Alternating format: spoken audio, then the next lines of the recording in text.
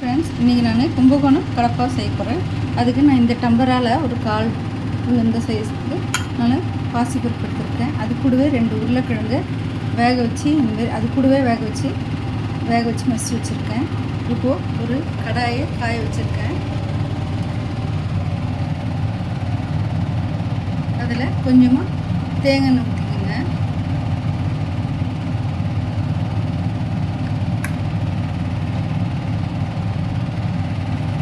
இப்போது எண்ணெய் காஞ்சதும் கடுகு போட்டுக்கலாம்.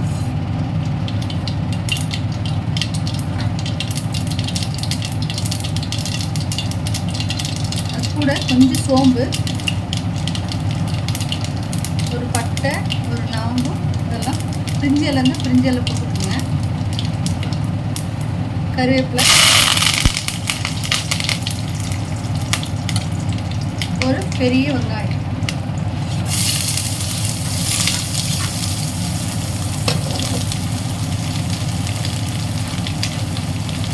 ஒரு பெரிய வெங்காயம் கட் பண்ணிக்கோங்க.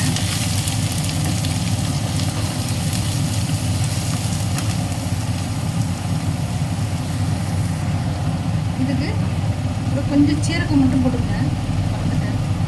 சீரகம், சோம்பு, பட்டை, லவங்கம், பிரிஞ்சி இலை இருந்தால் பிரிஞ்சி இலை போட்டுக்கோங்க. இப்போ இந்த வெங்காயம் வதங்கிறதுக்கு தேவையான கொஞ்சம் உப்பு. நம்ம பருப்பு ஏற்கனவே போட்டிருக்கோம் உப்பு, அதனால் பார்த்துக்கோங்க.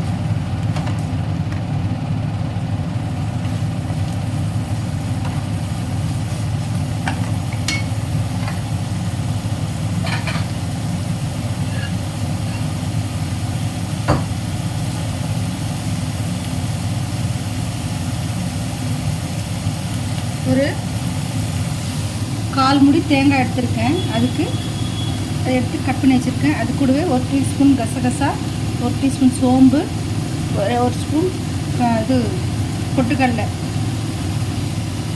அந்த வெங்காயம் வதங்கிறதுக்குள்ளே இதெல்லாம் பண்ணிக்கலாம்.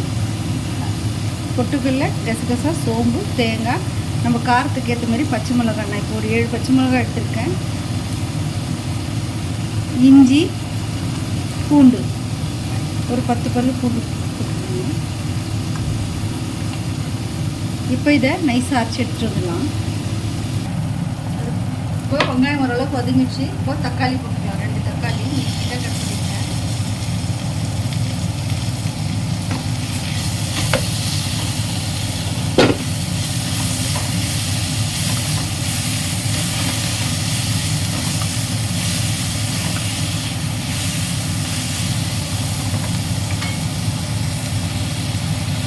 இப்போ தக்காளி ஓரளவுக்கு பாருங்க வதங்கிடுச்சு. இப்போ நம்ம அரைச்ச தேங்காய், கசகசா, சோம்பு, இஞ்சி, பூண்டு, பொட்டுக்கடலை இதெல்லாம் இப்போ அரைச்சதை இதில் போட்டு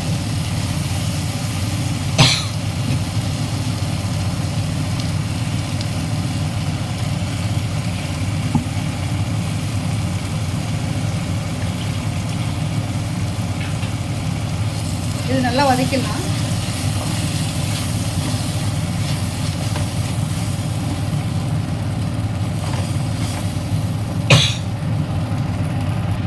ஒரு 2 நிமிஷம் போல் வதக்கணும். இந்த நம்ம அரைச்சல அந்த தண்ணியை இதில் ஊற்றிட்டு கொதிக்க வச்சிடலாம்.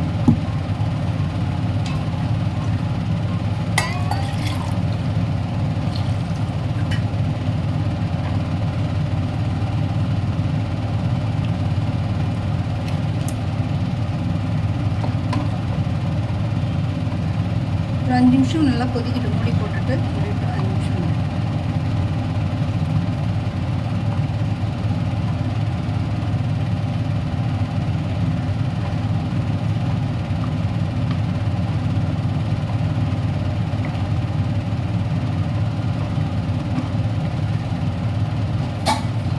இதை மூடி போட்டு 5 நிமிஷம் நல்லா கொதிக்கிட்டோம்.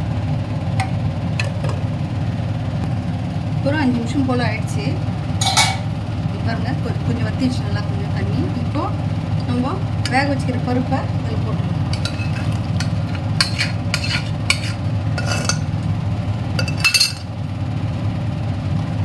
இட்லிக்கெலாம் ரொம்ப அருமையாக இருக்குங்க.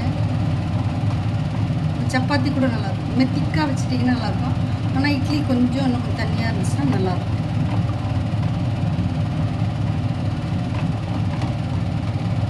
இடியாப்பத்துக்கு, இட்லிக்கு, சப்பாத்திக்கு.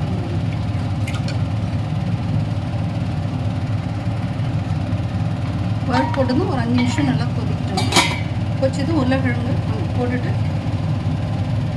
ஆஃப் பண்ணிடணும். இப்போ கொச்சிச்சு. இப்போ நம்ம மசிச்சு வச்சுருக்கிற இந்த 2 உருளைக்கிழங்கு, ஒரு பெரிய உருளைக்கிழங்கு எடுத்து நான் சின்னதாக இருந்ததெல்லாம் 2 எடுத்துருக்கேன்.